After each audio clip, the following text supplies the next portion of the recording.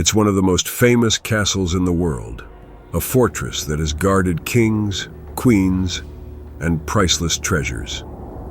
But beneath the crown jewels lies a darker truth. The Tower of London was a royal prison, a chamber of torture, and a place of execution. And some of its victims were royalty themselves. The Tower of London was built by William the Conqueror in the 11th century, not just as a royal residence, but as a symbol of domination. Over time, it became something far more terrifying. A place where enemies of the crown were interrogated, tortured, and locked away indefinitely. Nobles, clergy, even princes and queens. The tower became a prison for those who once walked its halls in power. Some of the tower's most tragic stories are written in royal blood. In 1536, Anne Boleyn, the second wife of King Henry VIII, was imprisoned here. She was accused of adultery and treason, and just days later, beheaded within the tower grounds.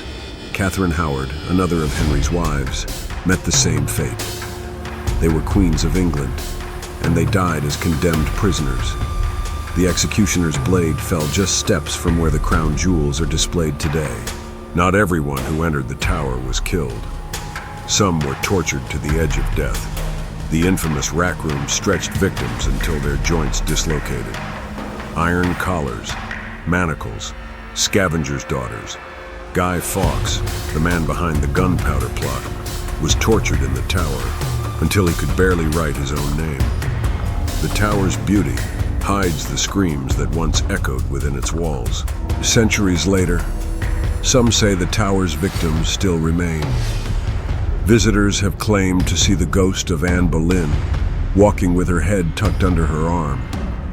Others report the cries of children, perhaps the two young princes who vanished in the tower in 1483. Their bodies were never found. Only bones beneath a stairwell, discovered years later.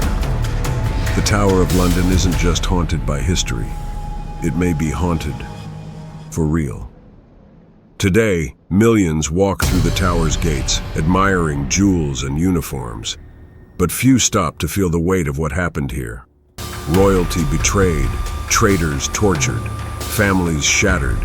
This wasn't just a fortress. It was a monument to fear, power, and silence. The stones of the tower may be cold, but they remember everything.